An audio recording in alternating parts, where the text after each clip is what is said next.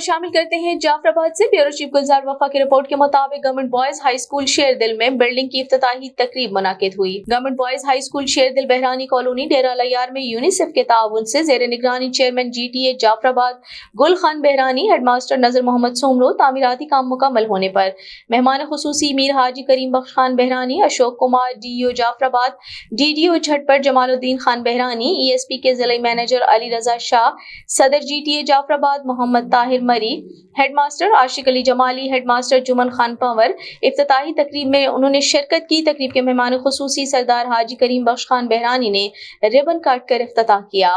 DEO Jafarabad Ashok Kumar Rajput نے تعلیم school میں صفائی ستھرائی کے حوالے سے اسکول ہیڈ ماسٹر نذر محمد سومرو، عبید اللہ بہرانی، مشتاق احمد بہرانی اور اساتذہ کرام کے کام کو سراہا اور آفتاب کو تعریفی سند اور سرٹیفکیٹ سے نوازا۔ آخر میں تمام اساتذہ کرام نے آنے والے مہمانوں کا شکریہ ادا کیا۔